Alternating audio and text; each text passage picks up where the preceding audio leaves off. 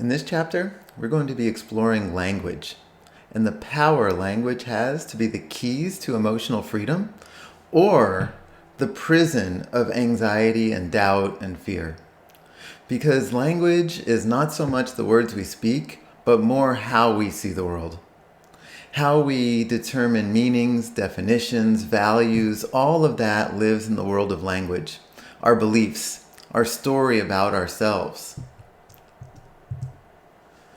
So when we think about our story, the story we're constantly telling ourselves about who we are, how we live, what we do, all of that is based in language.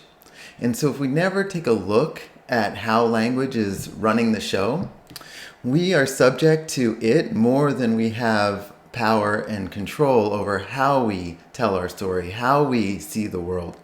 Because giving yourself the opportunity to shift your way of seeing will completely shift your ways of being.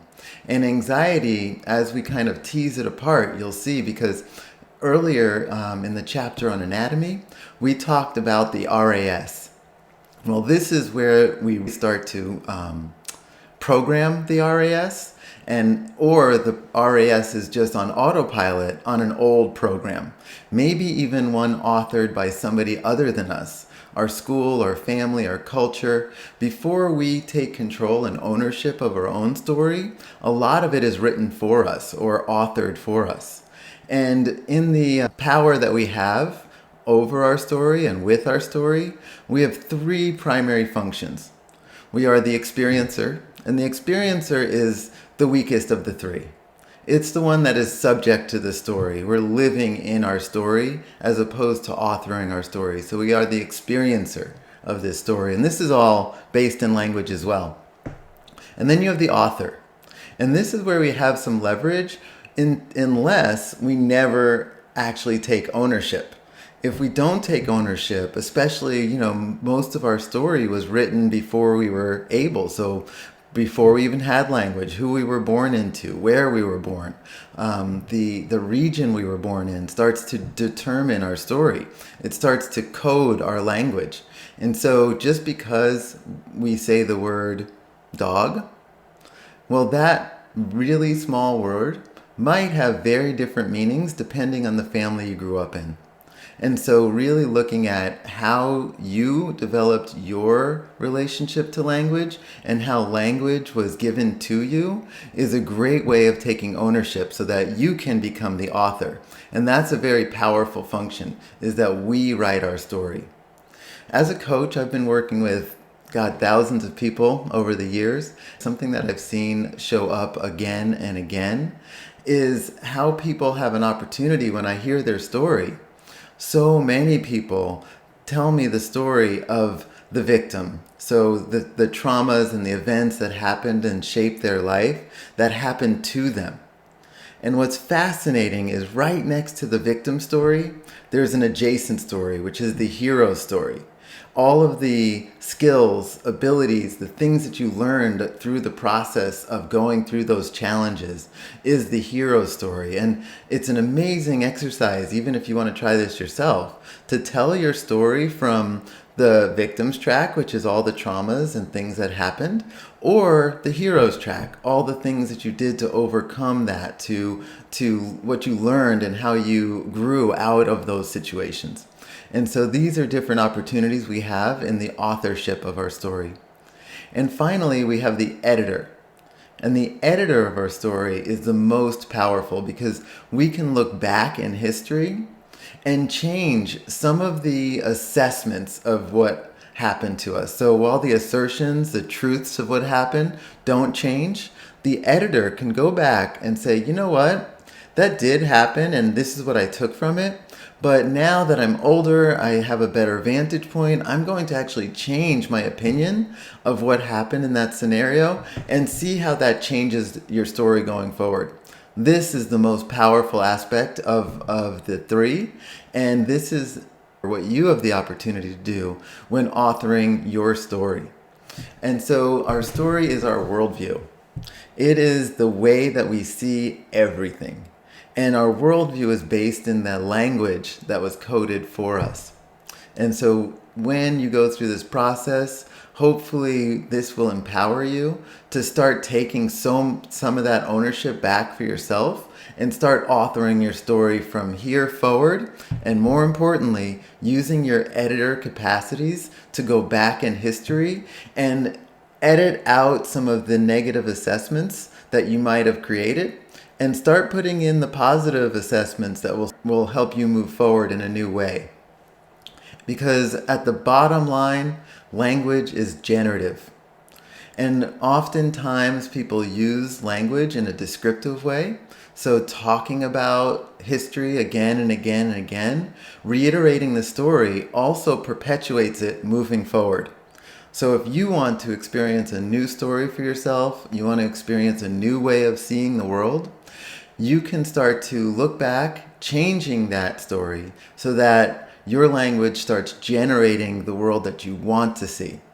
And of course, we cannot change the assertions. And I'm going to go through these distinctions for you. Assessments, assertions, you'll see on this page, requests, promises, offers, and declarations. These are the speech acts of our life. This is how we speak our life into being and how we generate future action for ourselves and coordinate action with others. The first two, assessments and assertions, they have to do with perception. And perception, in so many ways, is our reality. Thoreau wrote, "It is not what you look at that matters. It is what you see." And this speaks exactly to that perception and how it shapes our body, it shapes our mind, and how perceptions can change over time if you give them the opportunity to.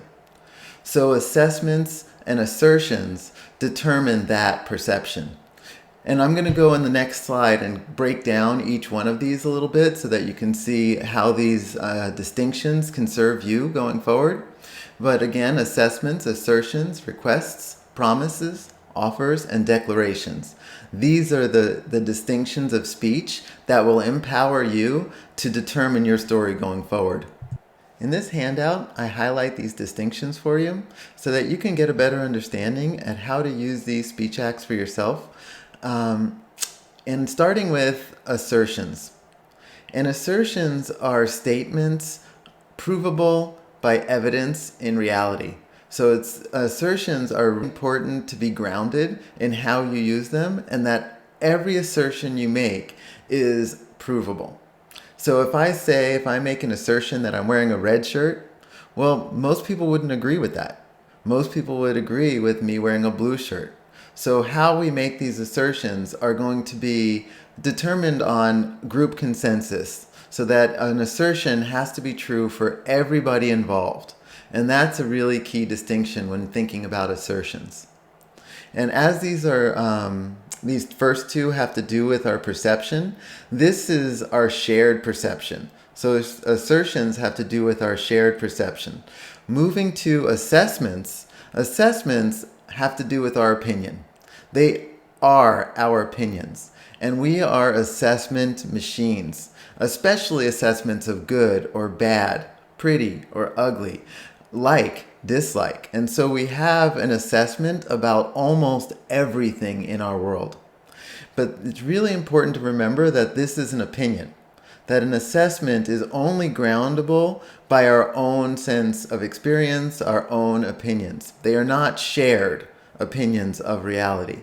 And so while our assessments are important, they can't be made for other people.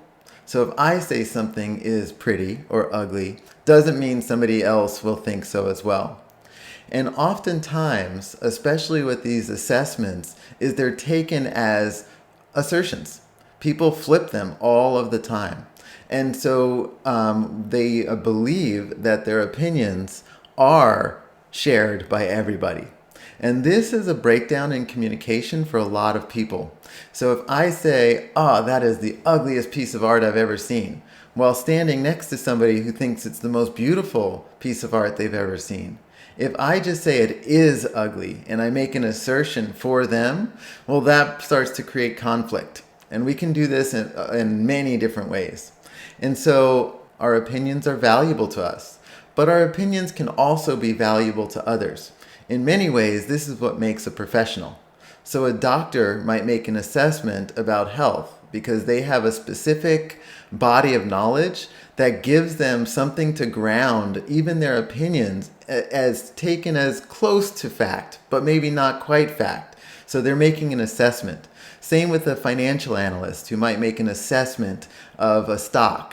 They might not be right, but based on their experience, based on the evidence that they've taken in, they're making a solid assessment that a lot of people actually value and put money behind. And so we can make professional assessments in engineering, in mathematics, in science. So I don't want to discount what an assessment is. It's very valuable, but it is not provable as fact. And many times, especially when we're talking about anxiety, people are making assessments about the world that are creating a lot of anxiety within their own body, but it might not be provable. It's just an opinion.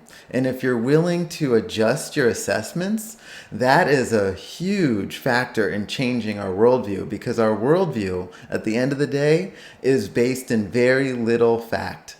Our worldview is in mostly opinion based on our experience. Again, useful, valuable, not fact.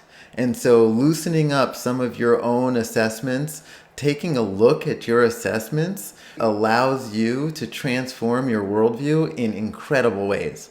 So that perception piece of our mind is so fluid that if you give it an opportunity, you can change the way that you perceive the world.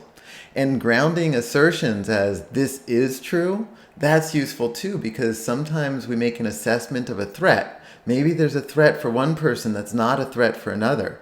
But a person that's very anxious might have a lot of threats based on their assessments. But given the opportunity to say, is it really a threat? Is that really going to hurt me? Well, that creates leverage. That creates an opportunity to maybe make a new assessment. Oh, I thought that was scary, but it's no longer scary to me. And imagine what that can do for your nervous system. So getting really clear on your assessments and assertions is a great way to become more flexible in your perception.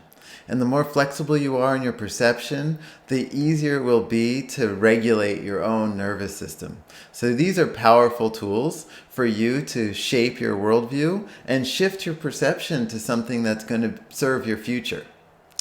So moving on, we're going to go to the next three.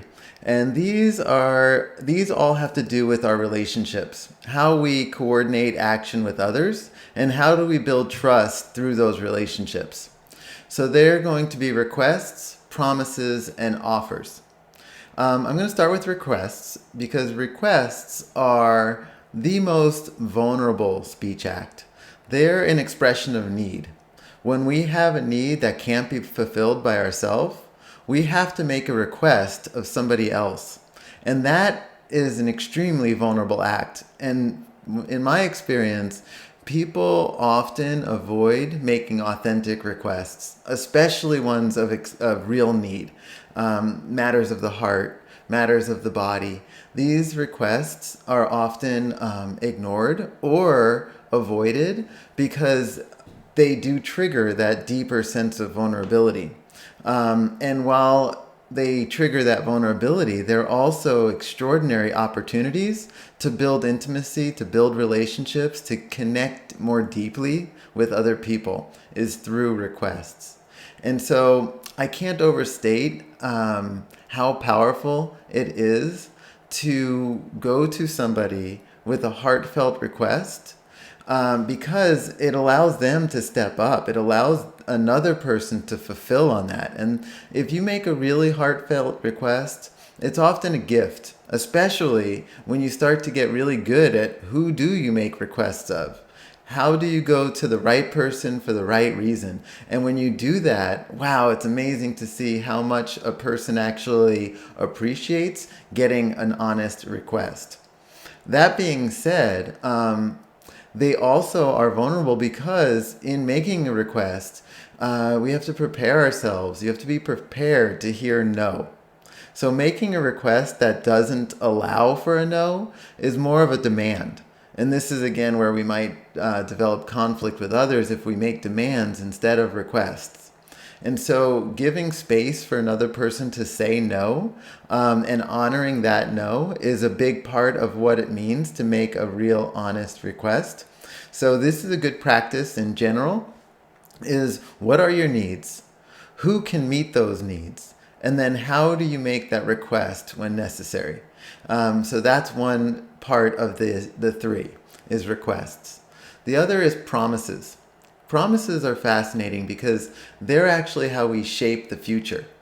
A promise with another person actually aligns actions with others to coordinate an activity in the future.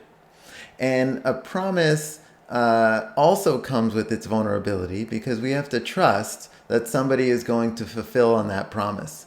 And this is where there could be breakdowns. Sometimes because it has to do with the future, maybe new circumstances arise where somebody can't follow through on their promise. And now they have to go back, or we have to go back and say, you know what? I thought I could commit to that. I thought I could promise that, but because of the changing conditions, I can no longer fulfill on that promise.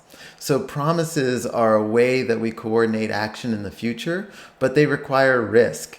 And the more that we have these promise and request cycles, the more trust develops in a relationship. So these speech acts also start to develop trust through mutual reciprocity. Breakdowns in promises happen, and how you recover that breakdown, how somebody goes into and says, you know what, I can't fulfill on that, that's a powerful way to also build trust, is being honest about when we cannot fulfill on a promise. And then this brings me to offers. And an offer is an interesting one because it's kind of a request and a promise. It's a request to fulfill on a promise. This is what businesses stand for. A menu at a restaurant is an offer. So it's kind of a promise.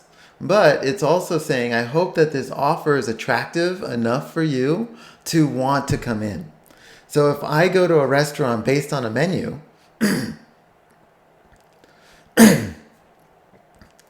so if I go to a restaurant based on a menu, and then I go into that restaurant and they say, oh, I'm sorry, we don't have anything on this menu. Well, I most likely won't go back to that menu. So they made an offer, they couldn't hold up on it. I went in and they broke that promise. So that's going to erode trust. So our offers are the things that we make to our relationships, to our employers, that says, I will show up in this standard way of being. And that is my offer to you throughout time. Of course, offers can change. We can update them. We can renegotiate the offer. There's so much we can do with that. But they are a type of promise. And so if that restaurant says, this is what we have on the menu, and I go into that restaurant and they do have that in the menu, and not only do they have it, but it's delicious, well, I really appreciate that offer, and I'm most likely going to repatriate that restaurant again and again and again. So a great business makes a great offer. And likewise, we can be an offer as a partner. Who am I in relationship? This is what I can offer to you. This is what I will not offer to you. And so that clarity of what you will and will not offer is an amazing way to start to establish trust as well. So we have the requests, expressions of vulnerability. And when I said that offer, how they're kind of like a request, is that the restaurant in this case is making themselves vulnerable to my assessment. So if I go in and they made an offer that I think they didn't fulfill on, well, now my assessment is like, I don't really like this place. And so now I will not go back there very much. And so, or an offer is a vulnerable act because we have to live up to that offer. When it has to do with us, that's something that we consistently have to live up to, is what offers am I making? How am I showing up in that offer? And how can I consistently update my offer to be more authentic? And so those three have to do with relationships. You have requests, promises, and offers. Which brings me finally to declarations. Declarations are the most powerful speech act available to us. Declarations start, stop, or change something. And while declarations have a significant power, their power rests in authority. So, in order to make a declaration, we have to have the authority to do so. Think a CEO might have the authority to make a declaration for the whole company, where a director might have the authority to make a declaration for the team. And all the way down to the employee, which might have a declaration that can make a declaration when it comes to them. Are they willing to work here or not? I'm no longer willing to work here. That's a declaration an employee can make because they have that authority. Where that employee might say, this company needs to acquire that company. They don't have that authority, so that declaration will probably not come into being. So recognizing what position of authority you're in to make a declaration is what gives them their power. And the most powerful declarations we have available to us and that we use all of the time are I am and I will. And once whatever words we put after that, it is up to us to make that true.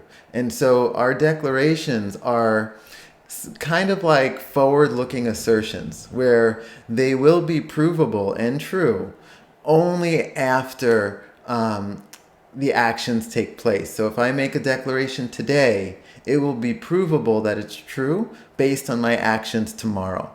And so recognizing your authority, where you can make declarations, where you can't, and then owning the I ams and I wills that you put out into the world will make your declarations more and more powerful. So knowing that sphere of influence you're in, and then being conscious of every time you say, I am blank, whatever you put after that, whatever you put after I am, is a declaration that we live up to, that we want to live up to, and that we will live up to. And the same thing with I will. If we say I will and then we don't do it, well, this is when our declarations start to fade and we lose power and confidence in our own words, in our own ability, and our own authority.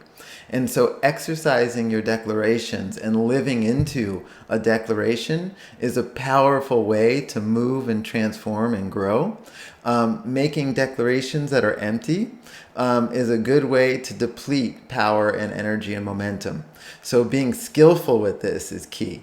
And I implore you to use your declarations. We're going to talk about some exercises later about using declarations, using I am and I will statements, not as affirmations, but as declarations for your ways of being. So moving forward to the exercises and reflections we have for this section is looking at, the first one is going to be looking at your worldview. How you see the world, how you see yourself. So complete the following sentence strings. And of course, you can use any sentence strings you'd like. Make up some if you'd like to. These are just some examples. So life is.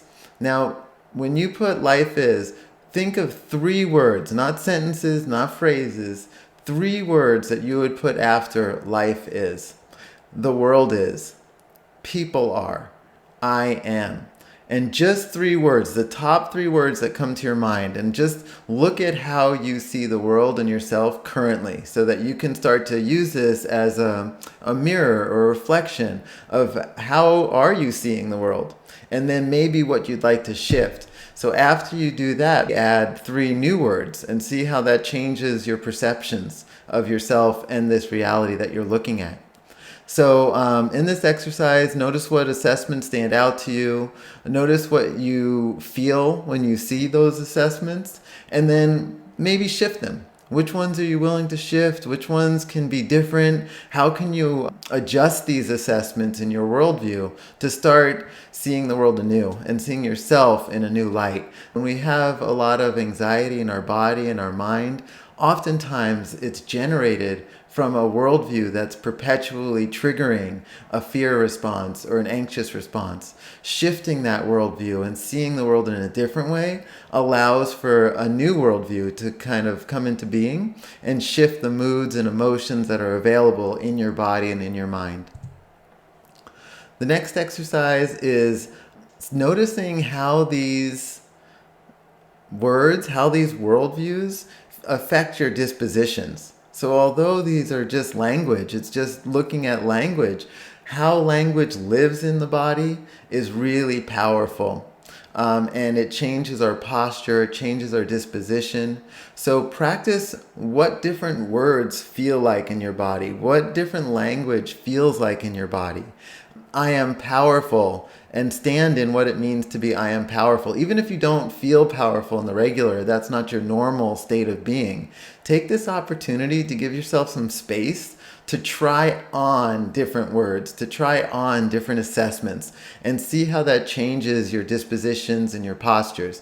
This will be really, really an interesting exercise for you to take in.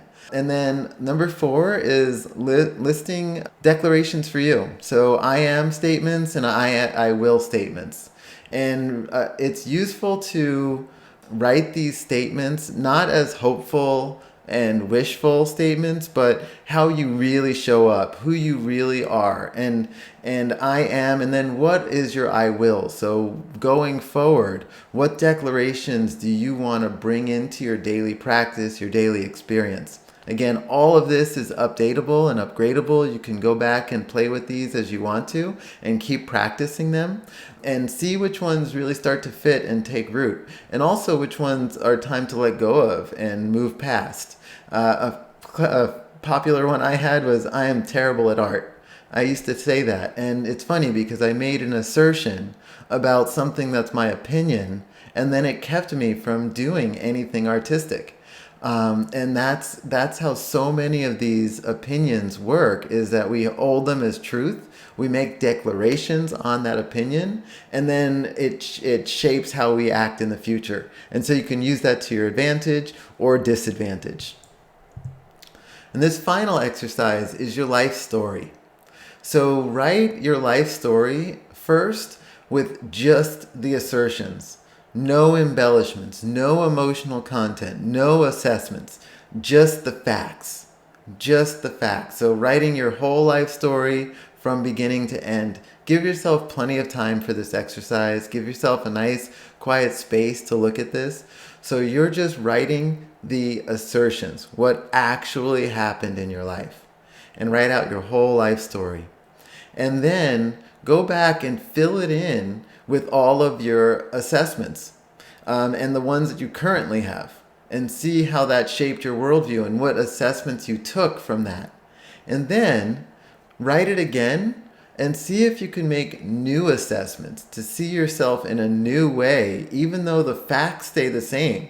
The assertions can't change. And this is that editor function I talked about earlier, is that when you look back, we can't change the assertions, the facts of what happened in our life, but you can change the assessments and what you took from that event, and what you're taking from it today, and what declarations you're going to move forward with. I'm not going to believe that anymore. I'm going to believe this now. And I'm going to take this forward, and that's a new declaration, and you have the power to do that.